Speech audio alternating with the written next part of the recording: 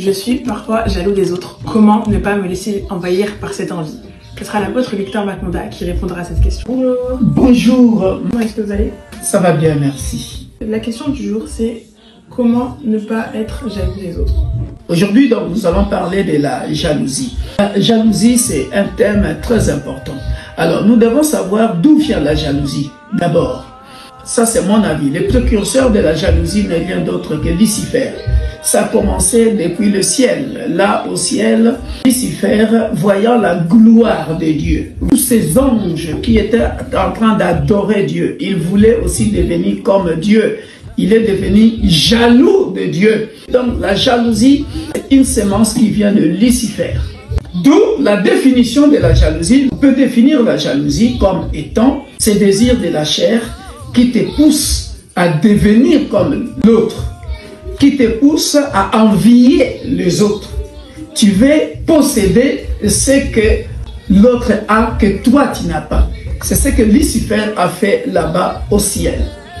Et il est venu avec cette sémence ici-bas. Voilà pourquoi le terme jaloux existe. Alléluia.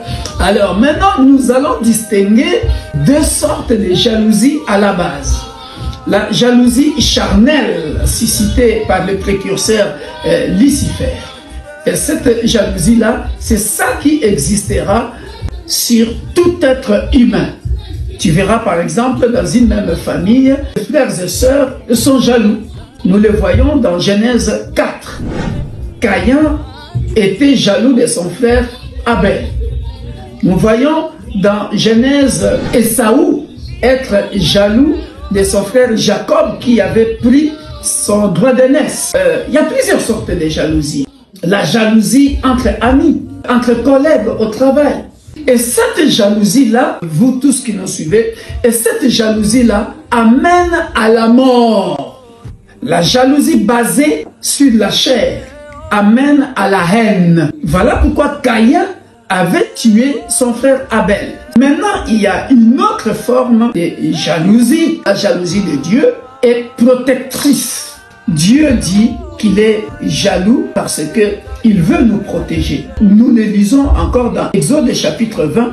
Tu ne te prosterneras point devant elle et tu ne le serviras point, car moi l'Éternel ton Dieu, je suis un Dieu jaloux. Dans Deutéronome 6,15, il dit encore, car l'Éternel Dieu est un Dieu jaloux au milieu de toi, c'est-à-dire de son peuple. N'oublions pas que Dieu, dans le terme jaloux, son nom s'appelle Elkana, le Dieu jaloux. Pour conclure, comment ne pas me laisser envahir par l'envie? Ça, c'est ma conclusion. La réponse que nous trouvons dans Psaume 37, verset 7. C'est ça la conclusion.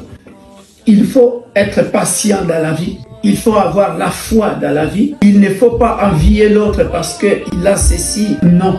Il faut attendre ton temps. La Bible nous conseille, garde le silence devant l'Éternel et espère en lui. Ne sois pas jalouse, ma fille. Sois calme. Attends ton temps. Espère en l'Éternel. Et la Bible dit, ne t'irrite pas contre celui qui réussit dans ses voies, contre l'homme qui vient à bout de ses mauvais desseins. Tu vois, il y a des gens qui réussissent avant toi. Peut-être que les voies dans lesquelles il a réussi, il a fait des fétiches pour avoir cette voiture-là. Il est parti marabouter pour ravir la femme d'autrui ou le mari d'autrui. Mais toi, tu ne sais pas. Et tu vas t'irriter pour lui? Non. Ton temps arrivera. Quand ton temps arrivera, tu verras que l'autre a reçu dans 10 ans, toi, tu le recevras dans 1 an. Donc, vous qui nous suivez en ce moment, bien-aimés dans le Seigneur, ne soyons pas jaloux les uns les autres. Soyez bénis. J'espère que maintenant vous avez compris comment gérer votre sentiment de jalousie. Si vous n'avez pas reçu encore Jésus comme votre sauveur et Seigneur, j'espère que vous l'accepterez. Au revoir, soyez bénis. Soyez bénis, au revoir, abonnez-vous massivement.